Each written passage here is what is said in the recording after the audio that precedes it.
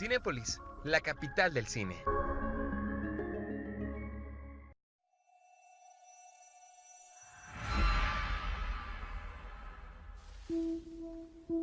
Cuando toqué este pin, vi otro lugar.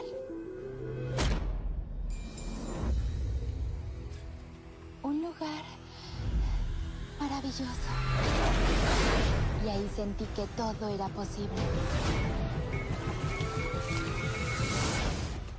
Y desapareció.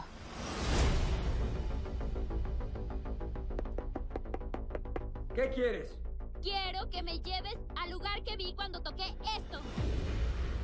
¿Quién te lo dio? Sé que estuviste allá. ¿Quién eres, niña? ¿Te siguieron hasta aquí? ¿Quién es? John Francis Walker, estás albergando un elemento fugitivo. Nos lo entregas o enfrentarás tu extinción. Tienes 1 minuto para obedecer.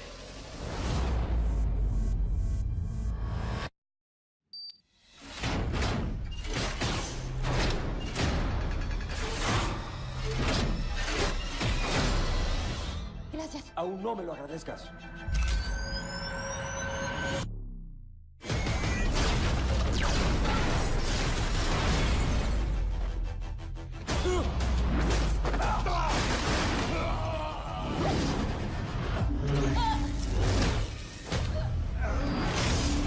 ¿Qué fue eso? Listo.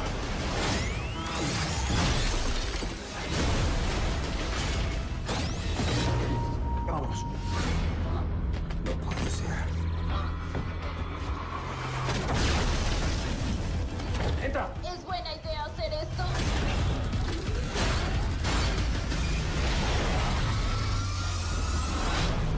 Y aún no has visto nada, niña.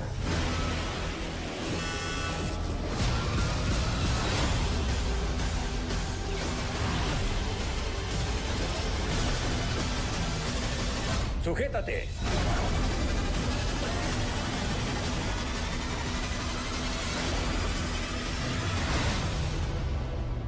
Tú querías conocer Tomorrowland. Y aquí viene.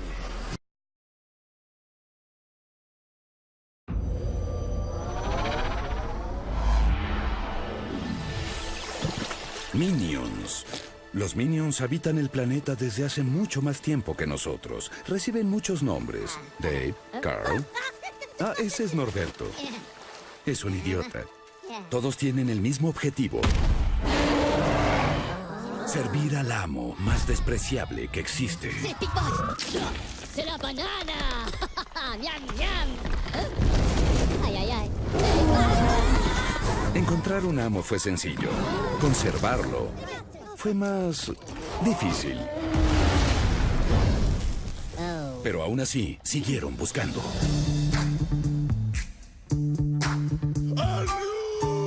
¡Para topa! ¡Ok! ¡Mike! ¡Venga, para boom!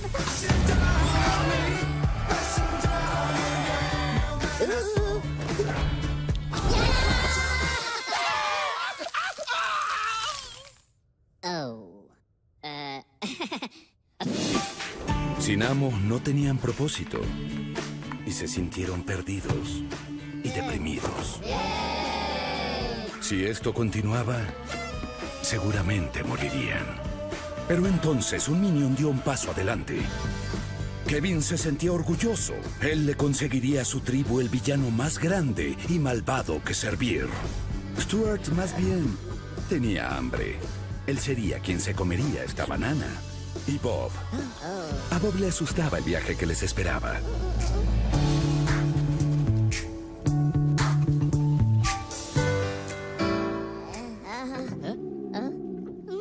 Levito? Matoka. Polano la Matoka. Hein? Banana? Stuart? ¡Banana! ¡Banana!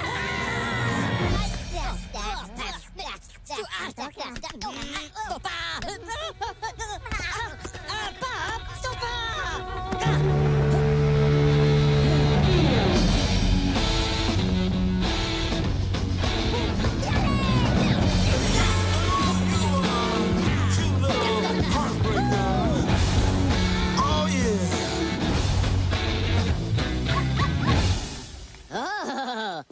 papagena. Tú le veras con la papaya.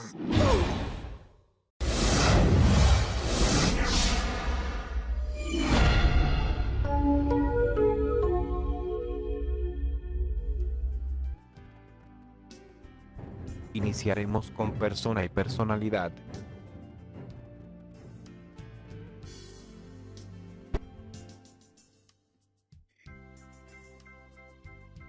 Vamos a empezar con la importancia de la regulación legal de la persona. Su regulación se adentra en el derecho público, relevantemente en el derecho constitucional y en el derecho internacional. Es importante mencionar que las constituciones modernas contienen numerosos artículos que contienen ciertos derechos que son fundamentales de las personas, así como cada país reconoce la existencia de derechos inherentes a las personas individuales como base de todo ordenamiento jurídico. Etimología de la palabra. La palabra persona es un sustantivo derivado del verbo latino persona, y su uso se generalizó para designar al ser humano en general. Concepto de persona. Es importante mencionar que tenemos dos conceptos de persona, el corriente y el jurídico. El concepto corriente nos dice que persona es sinónimo de ser humano. El hombre y la mujer de cualquier edad y situación son seres humanos y personas. El concepto jurídico es todo ser capaz de adquirir derechos y contraer obligaciones. Clases de personas.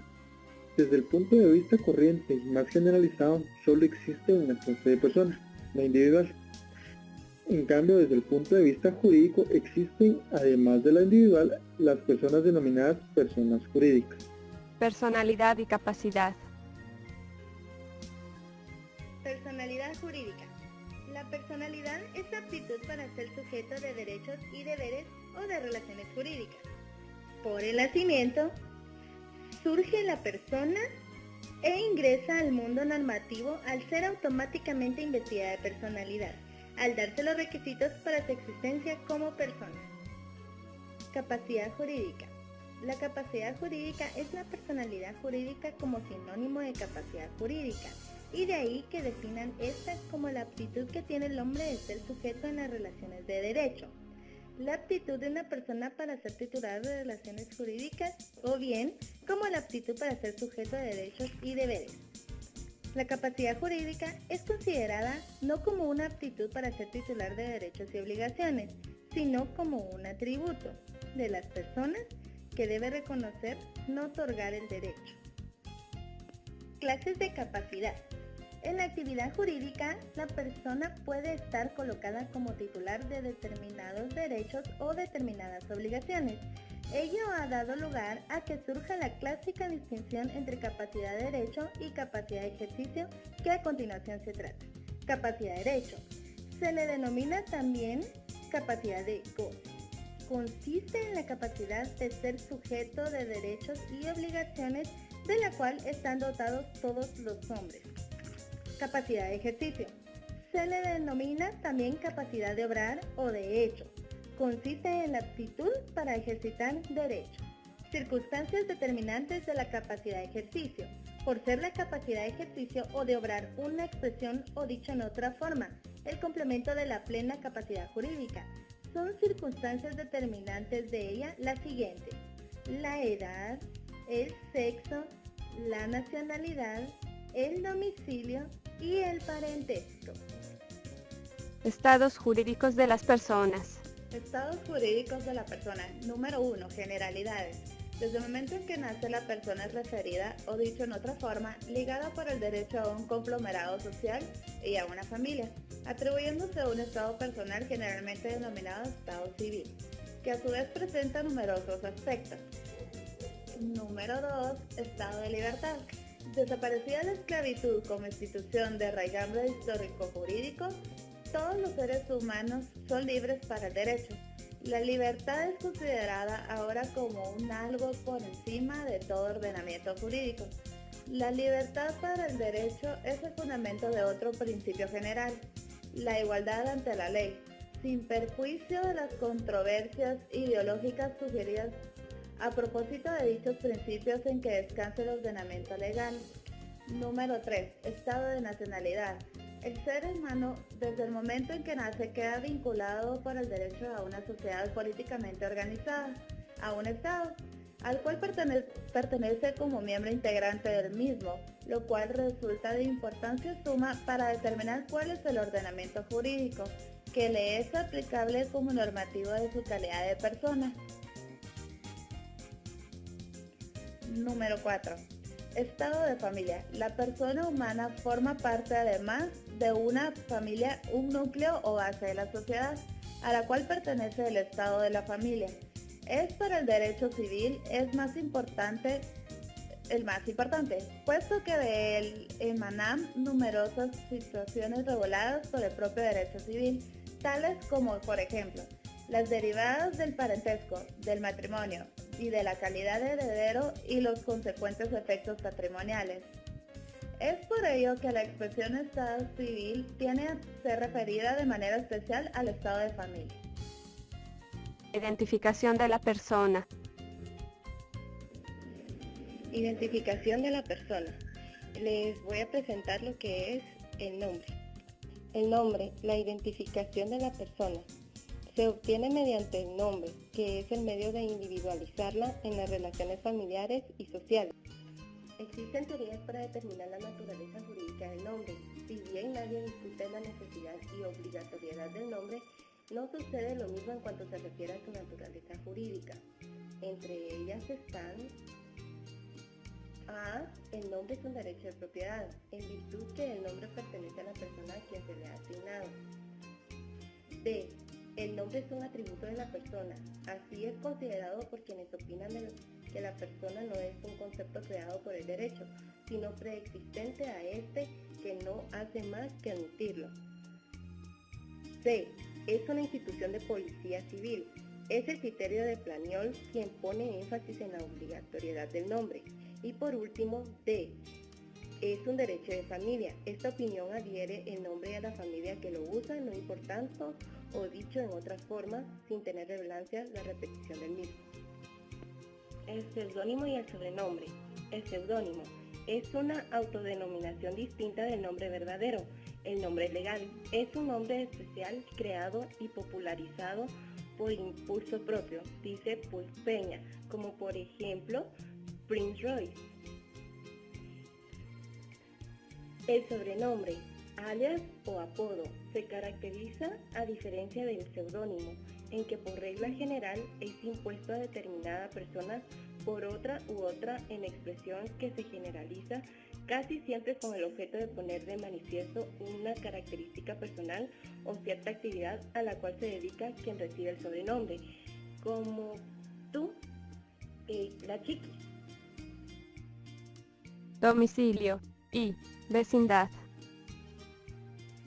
Hey tú, sí tú, ¿sabes cuál es la diferencia entre vecindad y domicilio? No, te explico. Vecindad. Vecindad es la circunscripción municipal en que una persona reside y se rige por las mismas leyes que el domicilio, confiriendo iguales derechos e imponiendo las mismas obligaciones legales a guatemaltecos y extranjeros. Mientras tanto, el domicilio es el ordenamiento jurídico que se ve obligado a la necesidad de ubicar a las personas en un lugar determinado, sino que ella significa interrumpida permanencia en el mismo. Los elementos de los domicilios son 4. Domicilio voluntario. Se constituye voluntariamente por la residencia de un lugar con ánimo de permanecer en él. Domicilio legal necesario derivado. El domicilio legal de una persona es el lugar en donde la ley se fija su residencia para el ejercicio de sus derechos y el cumplimiento de sus obligaciones, aunque de hecho no esté allí presente. Domicilio especial. Especial es el que las personas en sus contratos pueden designar para el cumplimiento de las obligaciones que estos se originan. Domicilio múltiple. Creemos que en nuestro derecho es el que el domicilio se basa en la residencia habitual es posible admitir la pluralidad de domicilios en el caso de una persona resida en dos lugares distintos.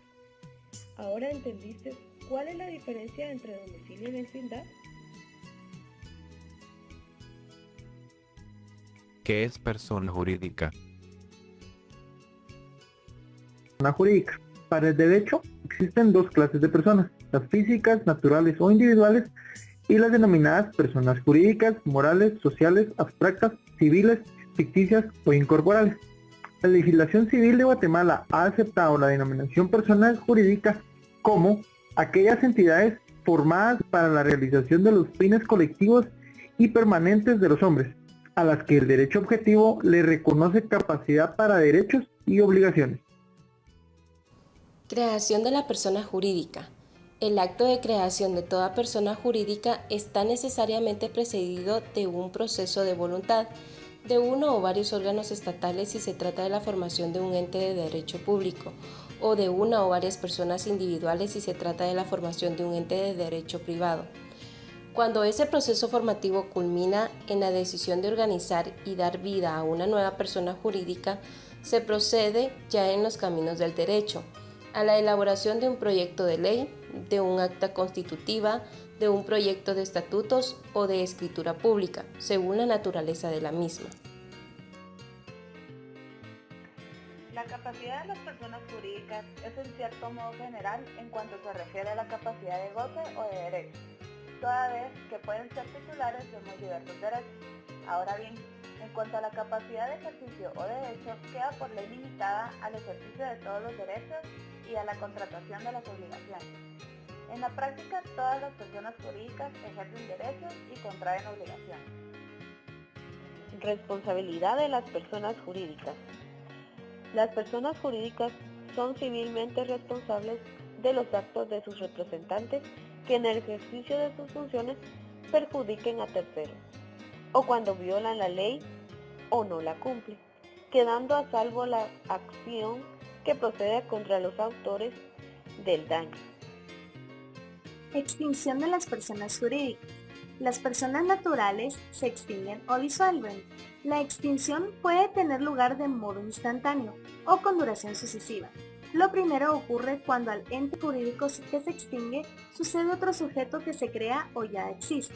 Se requiere una fase llamada de liquidación, durante la cual se prepara la situación del patrimonio del ente, bien para su arreglo entre los interesados o para un ulterior destino. Pero la opinión dominante considera que la causa extintiva no produce la muerte instantánea de la persona jurídica, sino su transformación por cambio del fin. Al fin propio de la persona jurídica suceden de la liquidación, y para alcanzarlo, o bien, subsisten los mismos órganos o se crean otros, encargados de realizar la liquidación, pero, en todo caso, subsiste la misma persona jurídica. En el artículo 15 del Código Civil dispone que podrán disolverse por la voluntad de la mayoría de sus miembros y por las causas que determinen sus estatutos. La extinción voluntaria u obligada de las personas jurídicas se consume hasta que hubiese quedado exenta totalmente de sus responsabilidades pendientes, por lo cual la fase de liquidación tiene importancia relevante, pues en las mismas se procura solventar los casos pendientes.